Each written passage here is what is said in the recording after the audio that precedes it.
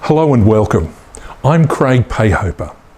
American writer Natalie Babbitt said, "Don't be afraid of death. Be afraid of an unlived life." Today we're going to meet a man who comfortably ticks two of those boxes that say, been there, done that. From age 14, the man we're about to meet started writing songs. Those songs he still has a passion for writing. Throughout his career, he joined a musical group which spanned 41 years, and throughout those 41 years, they had 27 top-selling albums. They had more than 2,500 shows internationally, which rivals the Rolling Stones. There are very few people who can claim to be a part of a group, an active group, for such a very long period of time. So today we're going to meet this man who is a songwriter, a singer, a musician, a teacher, a producer, a presenter, political commentator, and a writer, a husband, father, grandfather, and, according to his Facebook profile, a human. So let's find out today, what are the things that make this man tick or work? Please welcome Mr. Jim Paredes. Welcome, Jim. Hey, hi Craig. Thank you for having us in your home. Oh, my pleasure. So, what an incredible life you've led. Where haven't you been? I still have a bucket list. I'm sure, and we'll touch on that. Mm-hmm. But if I may, could you please share with us what it was like growing up in the Paredes household? Okay, we were 10 kids. 10 kids. During that time, it was expected of a Catholic family, in the Philippines, you know. So I was number 9. So my eldest brother is about, I think, 15 years older than I am. Just imagine the gap. Yeah. And it was, we were boisterous, we were loud, we were opinionated, we were very, very musical. We could actually sit down and sing for 2 hours, you know, as a family, and we sounded quite well. And when my mom would invite visitors to the house, she would call on her children. We were like the Von Trapps, you know, sing for the guests. So it was like that. And early in our family life, we went through an incredible journey because of my father. My father was the speechwriter of the late President Ramon Magsaysay, the most beloved president of the Philippines, I think. And at 41, he died in a plane crash with the president. Wow. So, you know, all of a sudden, I think that was the one that one incident where we all got kicked out of Eden, and life really began. Right. You know what I mean? Yeah. You get what I'm trying to say, right? Exactly. Yeah. So after that, my brothers and sisters, the older ones, started to, you know, move on their own, live abroad, etc. And I stayed with my mom and dad. Some of us stayed with my mom and stepfather for a few more years until we grew up and went on our own. Mm. So it all came to an end with Eden, and so you then had to go and fend for yourself. What happened to schools? Well, you know, we were not a rich family. When my father died, every great school in the Philippines offered scholarships for all of us. Oh, wow. who still needed to go to school. Yeah. And I chose Ateneo de Manila, which is, you know, a Jesuit school, which I'd like to think it's the best school in the Philippines. And well, that's what happened. I graduated there. And then, you know, I took up communication. I originally thought of being a lawyer because my father was a lawyer, but thank God I didn't. I would be alcoholic by now. Yeah. And then I started my singing after college. Actually applied for a job, and I got accepted. But on the first day of the work, I never showed up because I couldn't see myself wearing a necktie and being corporate. Yeah. I had a great fear of the corporate life. I felt there's just too many things in my mind. I had different thoughts from my classmates who wanted MBAs and be manager of this and work in the biggest bank and all of that. But I seemed to have a different calling, and I just said, well, I'll just go with this for a while until, things clear up. And here we are. Yeah. And so at age 14, of all of the things that go through the mind of a young man, or a young woman for that matter, what led you to music? Oh my gosh, I was very insecure. I had a really raging internal life. I had constant dialogue in my mind about the world and people and all of that, and I just couldn't express it. I was too shy.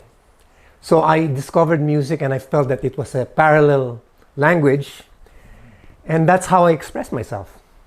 The loneliness, about things about being in love and that kind of thing, which I couldn't, I was too scared to say out loud. So it was a song. A song is always presentable, So. A lot of guys are too scared to say. Yeah. So at 14 especially. Exactly. Yeah. And so what led, as I understand it, the Upper Hiking Society originally started with quite a few members. Yeah, we were in high school, and during lunch I would bring out my guitar and sing, and all those who could play would play with me. But I think I was the best player there, so they'd request a song and I'd play it, and we'd all be singing, and that became a big thing. We were doing it all the time, and then we were asked to join a singing contest to represent the school, and we did, and we won second place.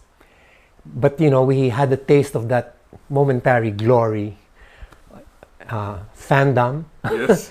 And we started singing in different schools, and we had a following.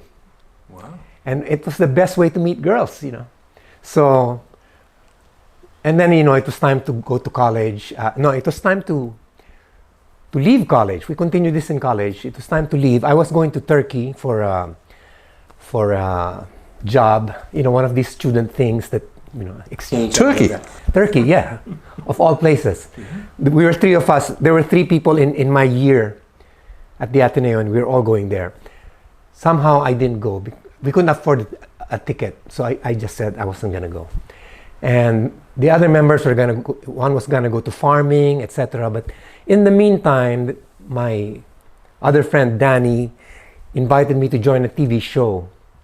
So I joined, and it became the #1 TV show. Of really unknown people at that time. Wow. So I called Boboy, who was the third member of the group. I said, come back, let's do this TV show. And from there we went on. And,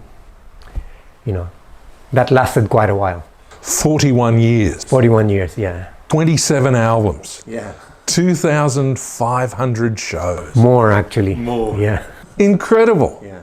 And through all of that time, I was actually going to get to the girls if you hadn't have, because that was what Elvis did. He played at school, and of course the girls liked it, and it perpetuates from there. Mm-hmm. So you've had a lot of highlights in your life. Mm-hmm. Through that period of time, you got to travel the world. Yeah. And which is, having lived in the Philippines, is something a lot of people dream about. Oh yeah, definitely. And you've gone to more than just America, and here we are. You've got a home in Australia, as well as, of course, the Philippines. We were the first group to have ever performed in Saudi Arabia. Wow. I mean, there are no concerts in Saudi Arabia. There's no radio as we know it in Saudi Arabia. All you hear is, prayer time and that kind of thing, But we were able to perform there by some connection of some Filipino who lived there, who knew an official who said, okay, but perform outside of the city in an abandoned tent in the old airport, that kind of thing, But we did. We did 6 shows there. It was amazing, yeah. Wow. We've done shows like that. So who went to the concert? All Filipinos? All Filipinos. I mean, there are no concerts there. You don't put up posters in Saudi Arabia. So, and there's tons of Filipinos there. So we had 6 nights. We were practically full every night. And standing on stage like this, there was a fence in the middle. All the men were here and all the women were here. Right. Yeah. That was unusual, but for the place, not unusual at all. Not unusual, yeah. If I think Filipinos, I think artistas, they're going to want to bring out phones, cameras, and you're going to have to meet everybody. Oh yeah, and you know, on the first night, it was very funny because right after the show, they all went up and have a picture taken and everything. And that didn't please the religious police. And they said, if that happens the second night, you're not continuing the other 4 shows, you know. Wow. So we just announced in Tagalog that let's just meet in the Filipino restaurant. And from there, we can sign autographs and have pictures and everything, you know. So fine, we announced that. So after the concert, we went to the Filipino restaurant and there was this bus driver. He was Saudi, and he went inside and said, you know, instead of all the fans going out, which would arouse suspicion, why don't you just go to the bus and have your pictures taken inside the bus? Oh no. So I said, okay, that sounds good. There are 5 buses, remember? Oh. So I went there. Oh my gosh, it was mayhem. I can imagine. You know, everybody's just pulling you on this side and having a picture and everything. And when I got out, my buttons were round. My shirt was ripped, and I said, I'm not going on a second bus, and it has scratches and everything. So I said, that's it. So 2nd, 3rd, 4th, and 5th were all disappointed. Yeah. So what other highlights have you had? Oh, we performed in Carnegie Hall.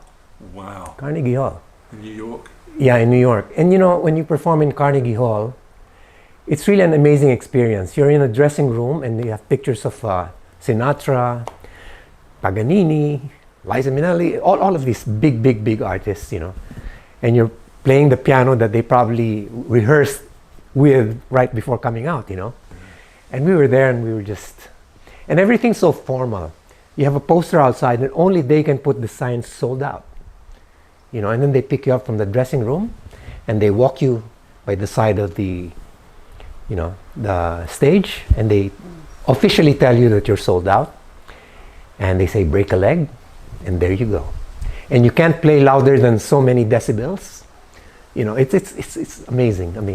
Wow. And we were doing all songs that we wrote ourselves. That was the biggest, the thing that I'm proudest of the most. Mm. We also did Australia in 1987, I think, was it?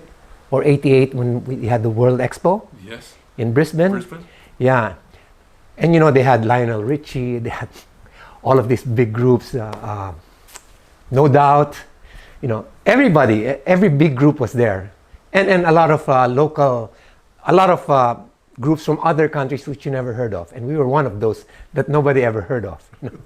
And I said, what are we going to do? You know, it's an international crowd there. Should we do, you know, pop songs that are popular worldwide? You know, and we said, no, let's just do our stuff. I mean, that's what makes us different. We're doing our stuff, you know, and it doesn't have to be English. We did a few English, but oh my gosh, they were dancing to our music, you know, they were flag waving and all of that. And I said, wow, this is quite an experience. Yeah. And that was my introduction also to Australia.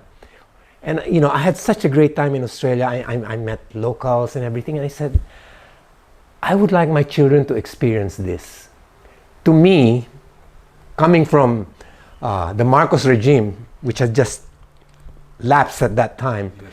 I thought Australia was so functionally wonderful, you know, and the people were just so cool. Mm. You know, they had no baggage, and I said, someday I'm going to live here. Nice. That was my introduction to Australia. Yeah. So it is a good country, and yes. I think most Australians are rather laid back, and you know, there's not a lot that fusses them. Although a lot of them think that COVID isn't real, and I scratch my head, but it's a great place to live. So one of the things that introduced me to your music without actually knowing it was you was I was at your dinner table once, and I told you that my favourite Filipino song that I didn't know the meaning of, I loved. And you said, "Oh yeah, that's my song." And I went, "No, it's not." In fact, it was and is. And I was suitably embarrassed, but wonderful how it happened. And that was at the time of the Marcos regime. Your song that you've explained a few of the words to me, but for me, music has that ability to reach into your soul, whether you understand the word or not. Exactly. And what it did remind me of, or show me, the whole country was galvanised behind it. It displayed a great love you have for the country. You've had a great deal of investment of time and energy into original film. And tears. And tears. Yeah. And so I think it contributed to a commentating on political things. Yeah. And it's because you have a great love for the country. You know, to many Australians, this is going to be like something totally out of what they've ever experienced. I had classmates who were killed, you know, who were murdered because they were anti-Marcos. So because they believed in something other than the president. Yeah. Well, it's more complicated than that, you know. It was so oppressive. And as a young man, you know, being educated in Western liberal education, where you value freedom and freedom of expression and all of that, you know, it's pretty jarring to live under a dictatorship. And, you know, as a young man, very idealistic, they joined movements that were very anti-Marcos, and that's what happened. I had members of my family who were jailed also. My mother was jailed, and my stepfather. Yeah. So it was, you know, Marcos occupied maybe something like 17 years of my life. And, you know, I think to keep saying you had to be opposition. To keep your soul intact. You had to be opposition, and you had to cry over it. You had to steel yourself to say, you know what? I'm not crossing this line, you know? And I'm not allowing them to cross this line either when it comes to me, you know? It was all or nothing. Yeah, yeah. Yeah. I was there in the Philippines at that time, and I'll never forget once the news came across that he'd fled the country, there was this palpable feeling of elation that ran through every corner of the country. You know, it's like you're wearing a mask now, you know, and then when you take out the mask, it's like fresh air just suddenly comes in. That's what it felt like. Yeah. Amazing. And I recall that Philippine Airlines changed the livery on their planes, and I think that we saw the new sun rise. That's right. There was a great feeling of we can do anything. And when I wrote that song, the song is called Handog ng Pilipino sa Mundo.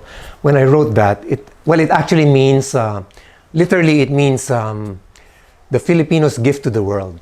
But I made an English version of that, which was released in Australia also, and in England, and it was called A New and Better Way. You can actually Google that and you go to YouTube and watch it. But I wrote that in, you know, when people ask me how long did it take to write that, I always say, you know, 2 minutes, but it took 5 minutes to sing it. It was like all of these pictures that I've seen throughout all of these years of oppression, just, you know, I was writing it like laser-like, you know, like it was written. You just had to analog it, you know what I mean? It was digitally there, but you had to play it in analog for it to be heard. So it was amazing. One of those songs where I felt the muse was right beside me, you know, hugging me. Yeah. Yeah. Well, Australia's ABC actually used your song in one of their documentaries about that period of time.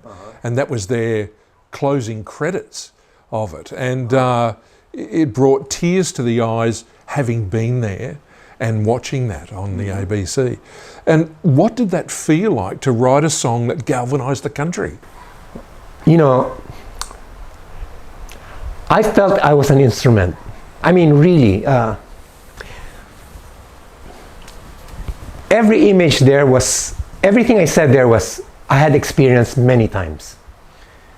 Every line, actually, was written, you know, with pain, with conviction. And I had run those thoughts many, many times in my past, but they all just fell together like jigsaw puzzles, and they just fell right in the proper place. Wow. Totally inspired. I think totally inspired. Tremendous. Now, if you were totally inspired to write that, talk to me about a song that came out much later. Well, let me tell you, I think my best songs were the ones I spent least time on. Right. Quite honestly, you know, it just comes to me. I think it's already marinating inside my mind, and then when it's ready, it's ready. One time I was being interviewed by this very sassy reporter, and I was kind of like, I wasn't in a good mood, and she asked me, what's it like to write a song? And I said, it's just like taking a poop. You know, I said, when it's ready, it's ready. When it's not, you're gonna try and push, but it, you know, it may or may not come out, or maybe it will come out, but you know, you'll have to wait again and come back to it again. You know? But basically, yeah, when you intellectualize it too much, you know, when you're thinking too much about rules, when you're doing that, I think you have to set it aside. It's not ready. Okay. So some songs I would write, for example, I have a song called When I Met You.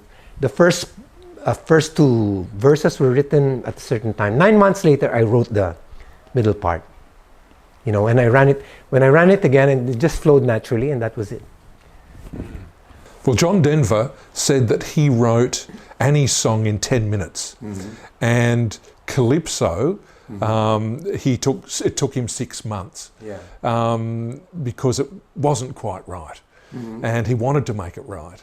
But tell me, you had a hit song with American Junk. American Junk, yeah. Oh, that was written like that. A quick song. Yeah, and it was only written because I had my firstborn. She was like maybe 4 years old, and she just loved junk food, you know. And I said, and at the same time, you know, I grew up thinking that America was the big bad wolf, you know, and American imperialism and all of that, you know. So I said, oh, maybe I'll tie it up together, you know. So, you know, I talked about, you know, I used to listen to my own music. Now I can't hear anything except, you know, American junk. Basically, that's what it's saying. Correct. American junk, get it out of my system, get it out of my bloodstream. Gotta get back to who I am. And, you know, it was sung with a very, very Filipino accent. So it was really like a strong statement, very strong statement.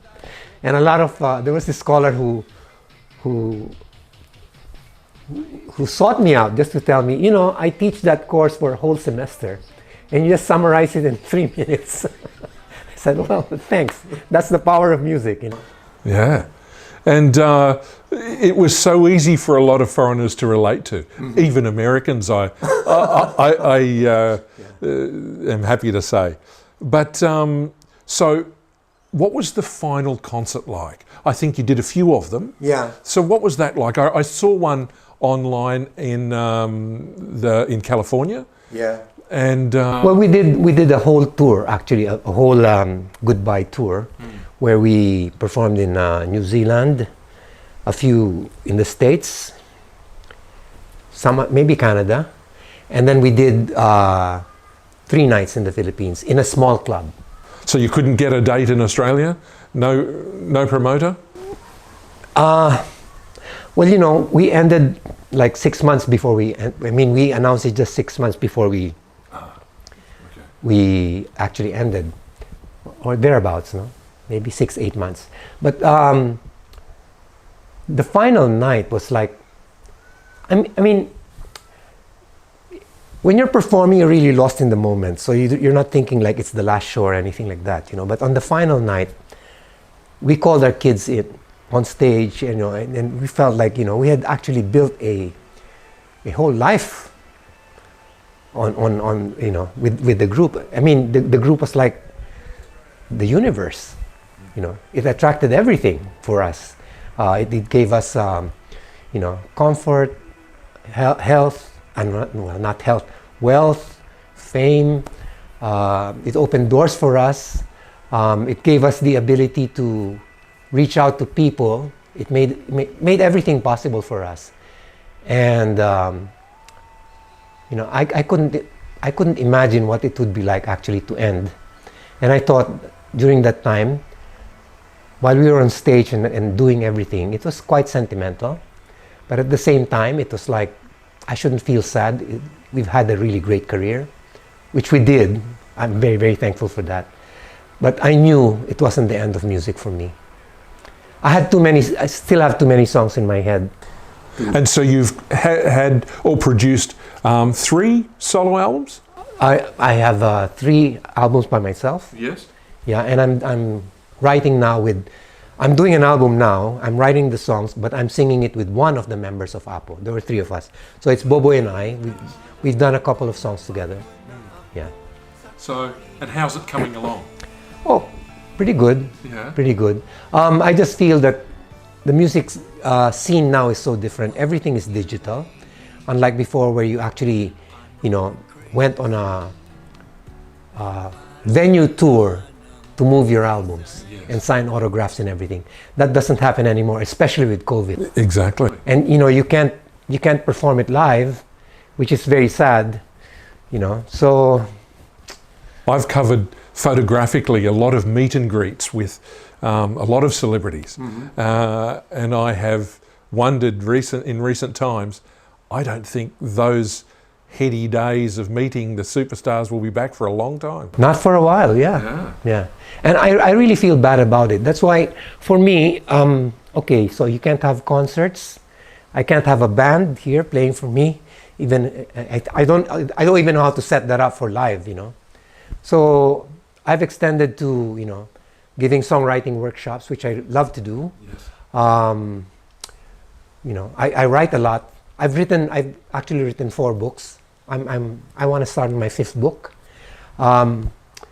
You know, I do a lot of... And are your books available online? You can get it at lulu.com. Type my name. I think As Is Where Is, that's what it's called. But my books have nothing to do with music. Have nothing to do... They're not stories. They're really just...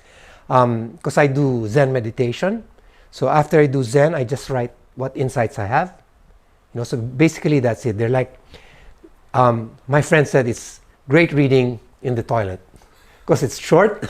Yes. And at the same time, you know, you're not disturbed by anything. So you just read that, and it's something to think about for the next 30, 40 minutes. You know. Except for the person outside saying, hurry up. So for those who aren't quite aware, talk us through what Zen meditation means. Okay, let me tell you first how I discovered Zen. I was standing on stage, you know, with maybe 8,000 people, giving us a standing ovation, and there was confetti and everything, and you know, we were doing bows and everything. And yes, I enjoyed the concert, but at that moment, I just stood there and I said, is this really all there is to it? I mean, this is not enough. I told myself, I said, I just have a feeling of emptiness that's, you know, this is fine, this is great, I'm thankful and all of that, but I'm not, there's something about me that's not nourished, you know. So, you know, I knew it was something spiritual. I would go to mass, but I would always be arguing with the priest in my head during the homily, you know what I mean? So, and I'd always like rewrite the prayers. You said that, no, that's not what I mean. What I mean is this, you know. So it was like, you know, I said, oh my gosh, this is a crisis, you know. I was probably midlifing. And then I heard about Zen. Somebody told me about it. And I said, yeah, I'll go there. So I went there for an interview, you know. You go to a Zendo. A Zendo is like where Zen people meet. It's like a church, but not really a church. So there's this Roshi who is a teacher, and he says, why are you here? And I go, well, I don't know, maybe I just feel a spiritual longing, that I can't find anywhere else. And he goes, he said something very cryptic. He said, well, believe it or not, by doing Zen, you're saving children all over the world. And I said, oh my gosh, this guy's on grass or something, But I said, I'll stay. And I went there, and it was so stunning for me. I wasn't famous in Zen, When I attended the retreat, I cleaned the toilet. I was very nondescript, Nobody knew my songs. Nobody cared. And all my teacher would say is, you sit by the wall, you face the wall, and that's it. When the timer goes off, you stand up and just follow what everybody's doing. And that was it. And she goes, the less you know about Zen, the better. And don't expect anything. Okay. So I said, okay. So, I would sit there and I would so what? And that's when I heard that I had so much chatter in my head going on. I was so invested in so many useless things and arguments and, arguing with the world, arguing with life, wishing this and wishing that and could have beens and could have, all of that. And I said, oh my gosh, this is hell. And then I started to, I'm on and off Zen, and it's already more than 20 years now since I did it. And I go through months of meditation, and sometimes I just stop, But I've been meditating now, and it's been good. And I just really feel that you actually make the life that you want. Your life is not predestined. Okay, maybe your genes sort of help, maybe your social status will help at a certain point, but you know what? Everybody lives life differently. And if you're not happy with your life, you can do something about it. And Zen has nothing to do with happiness. It's not like the pursuit of happiness. It's not that. It's the pursuit of acceptance. It's the pursuit of living with the good and the bad, and not being too invested in either. You're walking the middle path. This is life. This is it. This is what it is. And you just smile through it, and that's what it is. I think that's the best way to describe it. And they give you this very cryptic thing about what is the sound of one hand clapping. And as an artist, I thought, wow, I like that, And you try to figure it out, but the more you become intellectual about it, the more you fail. You totally fail when trying to understand the koan. That's what you call a koan, K-O-A-N. What are the other koans? If a tree falls and nobody's there, did it really happen? Yeah. Stuff like that. And your teacher gives that to you, and you're supposed to mull over it for months. And when you intellectualize it, you're gonna go far. You're gonna go way, way off. So the thing to do is you just marinate in it, and you absorb it totally, viscerally, in all manner. And then you enter the territory. There's no one answer. You enter a territory of answers. You can come from north, south, east, or west. And when your teacher knows that you're in the territory, she'll say, very good. Because I went for the first time, and she says, no, sit somewhere. It's not like, you don't know what you're talking about. So it's amazing, yeah. And that's what Zen is, You can live, well, theoretically, if you're very Zen, you can live through almost any circumstance, and Yeah, that's what it is. You're always a work in progress with Zen. And so with life, So there's no difference there. You just have to be smarter about it, I think.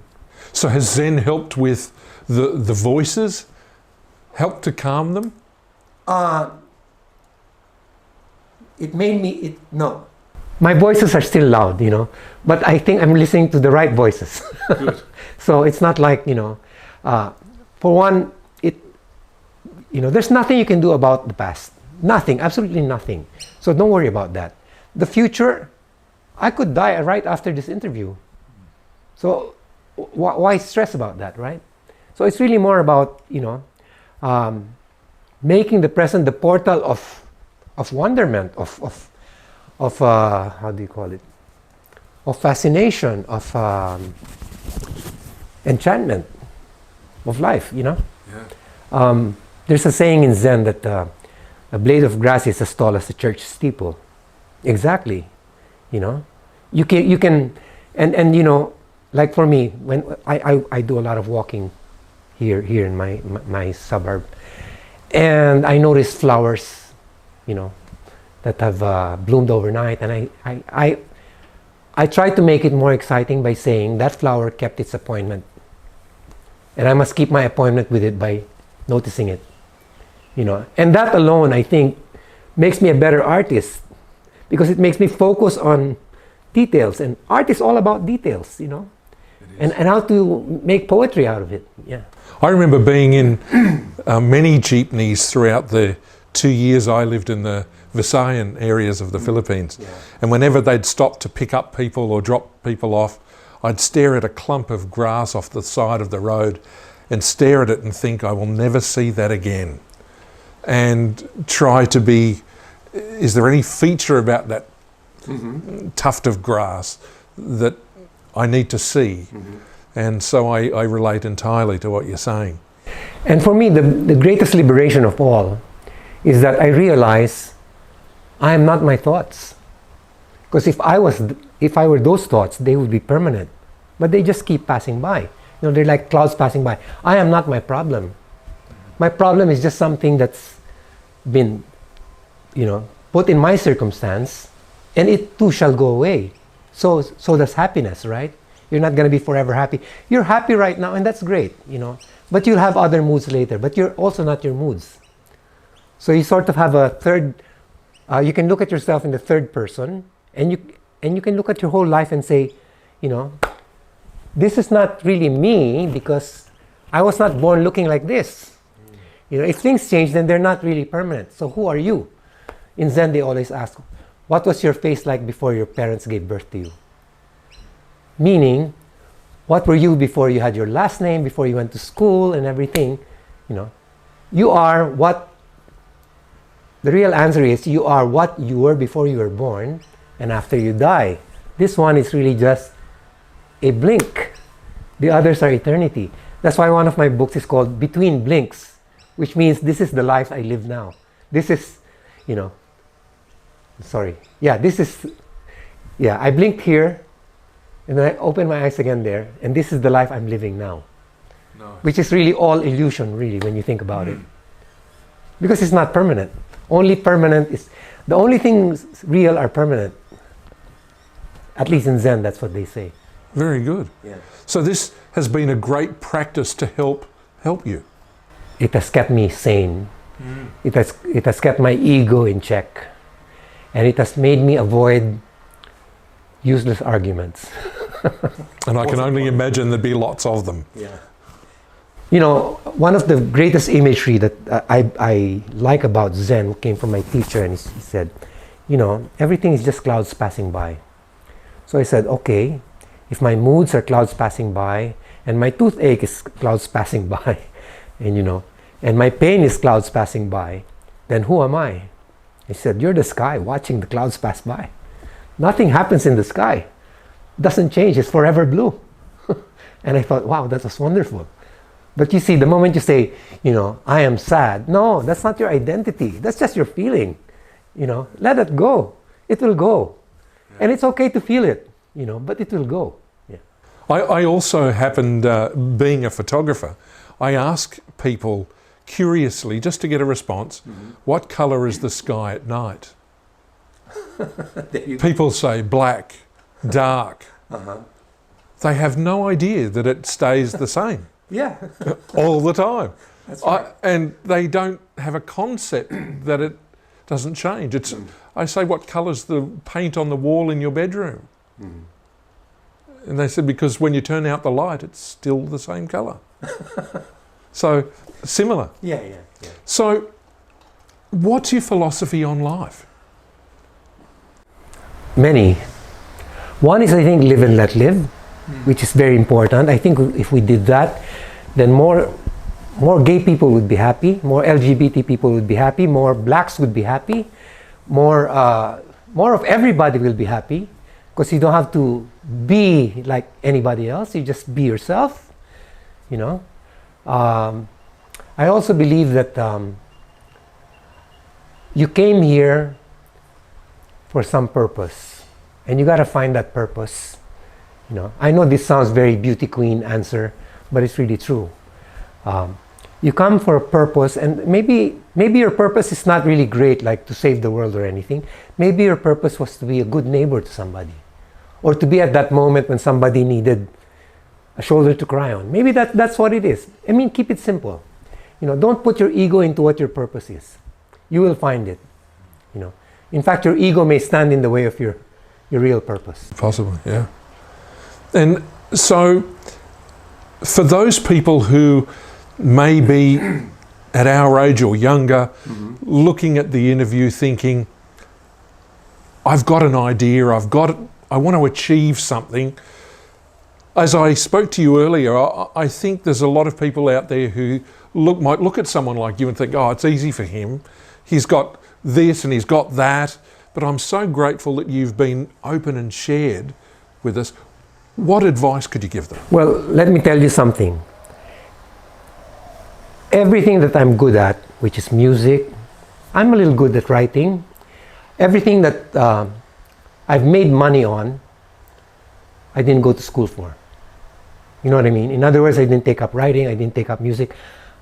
I can read music, but very, very slowly. If I had to read it, I wouldn't write anymore. But I can count bars, I can talk to orchestras and say, give me a little glissando here, pianissimo here and all of that. I know those terms, and I understand what I'm doing, but I never went, if you want to be good at something, you have to love it. Because love gives you details. If you love your son, you love your daughter, you know the smile. You know when they smile, what makes them smile, what makes them cry, and you're like paying attention to it. That's why it gives you the details. Everything you love pays back. I truly believe that. If you don't love anything and you're just tolerating it, it's hell. So I think one of the things that you gotta do is and love is not, for me, it's not something that is always enjoyable. You gotta commit to it. There are days as a musician when I say, oh my gosh, this life really sucks. I could do more gigs, stuff like that, right? Or as a writer, you have writer's block. I remember writing my first book, I called up this publishing company and I said, this publisher, and I said, I have a book. And she goes, okay, let's meet. And I show her it was my Zen book, my first Zen book. And she said, yeah, this will do. And she goes, how long will it take you to finish? And I just said, a month. Without thinking, I just said a month. She says, okay, we'll this should come out at this time. And she goes, and by the way, if you can't finish the book, just put your song lyrics into it. It's like you say, yeah, right, But you're Jim Paredes, you'll probably make a few sales. But I finished it in a month, Wow. Without putting my lyrics there. And it was like, I went into it with beginner's mind, but with lots of love, with lots of details. And when the book awards came out, I was nominated with my first book. Wow. And I said, how can that be? I know nothing. It was really just beginner's mind. It's just, you just pay attention. And the moment you pay attention, everything gets bigger, you know. Pay attention to a negative thing, oh my gosh, you'll be negative immediately, almost immediately. But you pay attention to something that's worth paying attention to in your value system, it's gonna flourish, you know. And that's what happened to me when I wrote my first book. When I was writing the second book, I had this thing like, well, I was nominated for the thing. I couldn't even start my second book. Everything was like, no, this is terrible. I was editing things to death until I said, you know, forget about your first book. You know, that was the past. This is here now. That was the only time I was able to write between blinks, my second book. Wow. You know, so I learned a lot from that experience. I said, you know, Zen mind never repeats. Zen mind is always fresh. Zen mind has no history and does not fall into, you know, I'm an award winner, whatever. Zen mind is the present moment. Sometimes you're better than the present. In your present moment, sometimes you are better than where you were. Sometimes you're not as good as that, but this is your moment and that's the gift. And just accept it without ego. Yeah, tremendous. It reminds me a little of Leo Sayer. I went into his home one time and I asked him, I said, I don't see any of your gold albums or platinum albums on the wall. And he said, no, they're in a shed somewhere. He said, I don't want them on the wall because it might stop the flow. And exactly. It dawned on me what he meant. Mm-hmm. And he literally added to that and said, you know, when inspiration's falling, I want to be able to catch it. That's right. And I thought, wow, that's such an interesting view. And so you've expressed the same thing. And for me, to get the inspiration, you can't wait for inspiration. You know, I always tell my students, if you wait for inspiration, you're going to write one song every 3 years. You know, it's like, how can you make an album of love songs? I mean, how many affairs do you need to finish that album? You know, if you're going to go by that, right? Yeah. So I said, you know what? You got to just pay attention. You got to cast the net, a wide net of attention to detail, to everything. You know, somebody tells you something, that phrase might be the title of a song. And that's what happened to some of my songs. They were actually said to me. I heard them. You know, lines of a song like that. And so that's what I do, you know. I'm just playing with the piano and, you know, I would do a riff like this and I try to put it in lyrics. I do it in Tagalog and in English. And whatever felt more comfortable, that's how I would proceed. You know, but basically you gotta allow yourself, you gotta open yourself. Inspiration is like a radar. You know, you're always on, scanning. Whoop, I like that. Yeah. You know, that kind of thing. Or right now, this is what I'm paying attention to. Or sometimes you've been scanning the same thing over and over again, but at that moment, it finally speaks to you. You know what I mean? I do. Yeah. So, as we draw to a close, who were some of the people that influenced you? I don't mean necessarily only music, or it could be in life, it could be anyone. My father's reputation. I mean, he died, I was 5 years old. I don't really remember a lot of things about him. We were 10 kids, so that the attention he gave me was not like, you know, a kid in a 1 or 2 kid family, you know what I mean? So his reputation is very important to me. The Beatles, oh my gosh. Beatles are like a Bible to me. I know every song of the Beatles. I think I can still play every song of the Beatles and even the lyrics. You know? Have you been to a McCartney concert or something? I saw the Beatles live fantastic. In the Philippines. Wow. And they sounded really terrible. I think Paul McCartney said the same thing. Yeah, you know, there were no big speakers during that time, you know. They didn't have concert rigs the way they do now, you know. Right. So I was like in the shitty seat back there, a 50 peso ticket. At that time was very expensive. And, you know, they were this small. And Ringo wasn't mic'd up. So they would be singing and Ringo would be like one beat late, you know. So the drums were like, you know, stop playing, you know, because you're not in sync with everybody else. But they were the Beatles, my gosh, you know, so wow. What a story. What a story. Yeah. I still remember the entire repertoire. Well, I'm surprised you can remember, because when they came to this country in 1964, no one could hear what they were singing because they were screaming. Screaming, yeah. Was it the same there? Yeah. Ah. So, have you been to Abbey Road? Yeah, yeah. I've crossed that thing many times. I have a video of it. And you know, who was my inspirations? I kind of like our national hero, Jose Rizal, who I think is a very learned, very very bright, Who travelled but extensively. he traveled extensively, and he was the first Filipino to actually immerse in Western culture Yes. and come back and mix it with local values and local culture. But at the same time, he sounded as towering as the great liberal thinkers of the West, you know. And he was loved in other countries as well. So that would be there's this writer who wrote Conversations with God, which I read when I was in my 40s, I think, which brought me to Zen, brought me to everything, which sort of made me understand and made me comfortable with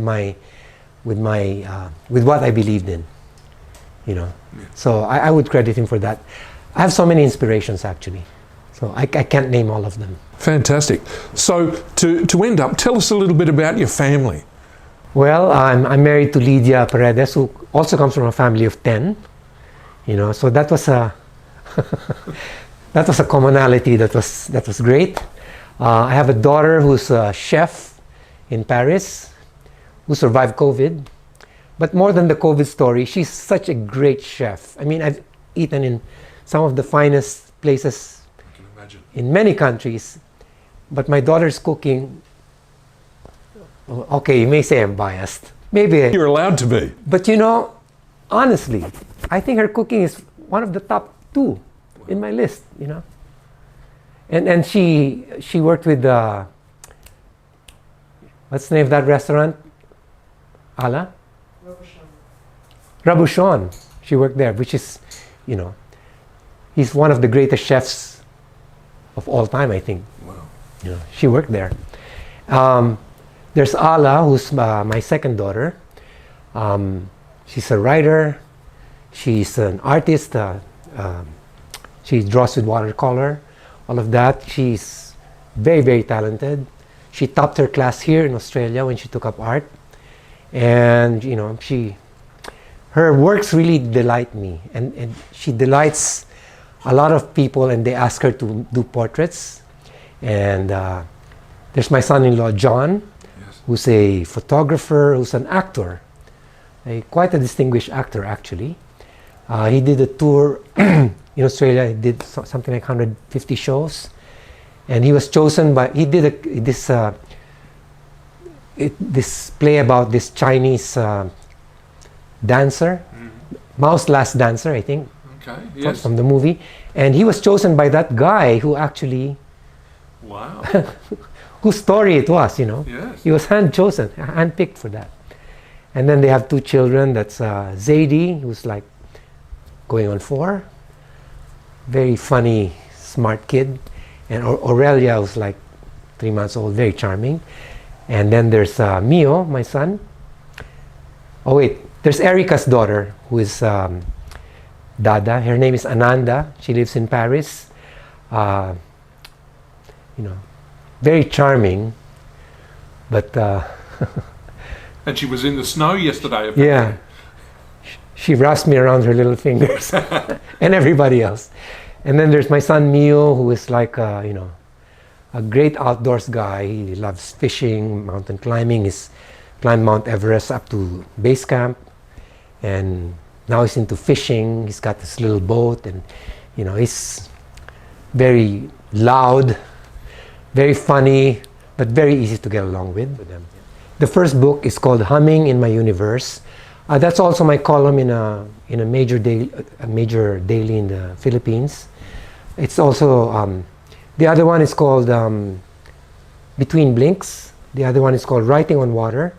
The last one is called As Is Where Is. As Is Where Is, I know you can find in lulu.com. You can order it as an ebook or as a real book. I'm not sure if you can find my other books on Amazon. Sometimes one time I saw some of them being resold in Amazon. So my website, you can find me on jimparedes.com. I write serious and I write non-serious. So just breeze through it. I have 19 years of writing there, I think. I live in Australia at the moment. I go back and forth from the Philippines. I like to travel. There are many more things I like to do. So many songs in my head that I still have to write. I'll try to come out with 10 songs this year. I've come out with already one this year, but the song before that was just a month before, and the song before that was just 3 months before. So I'm on another prolific streak.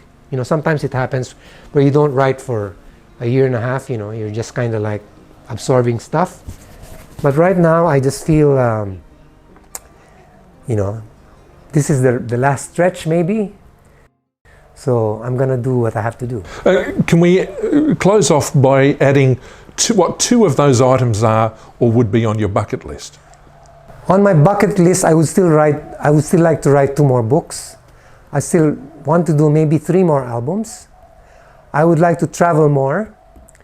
I would like to also,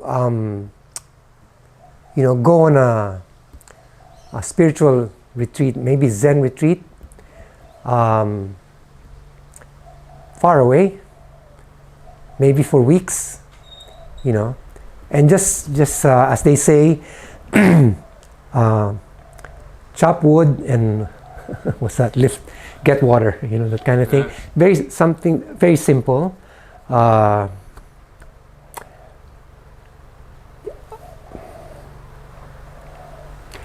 want to explore the spiritual more. You know, there's a difference between being religious and being spiritual. I've met a lot of religious but evil people. Honestly, there's a lot of that, especially when you live with you know, in a society that, for example, in a dictatorship, a lot of these people, you know, actually go to mass and all of that, but, you know, I think that's the way of cleansing themselves, but it doesn't mean anything because they do a lot of bad stuff. I remember reading books about Nazis, you know, praying with their families before they slept, you know, going to mass and all of that, and regarding themselves as good Christians, but, you know, that's religion. Now, you can be religious and spiritual at the same time, but you can also be just spiritual and practically non-religious. I probably fall into that, being more spiritual than religious. So I would like to pursue more of that, you know. I have this mystical streak in me, actually, you know, where I remember one of the things that this mystic said, I think it was Meister Eckhart who said, God visits when nobody's home, you know. Interesting. And I take that as meaning like, my ego and God can't be in the same room. Somebody's got to give. And it's not going to be God. You know. Yeah, so that.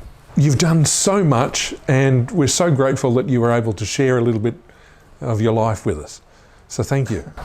Yeah, it was my pleasure.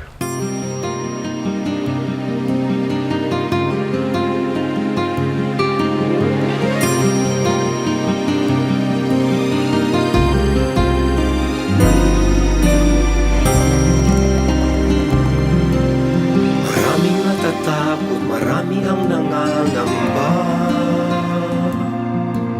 sa mga pangyayaring nagaganap nakikita.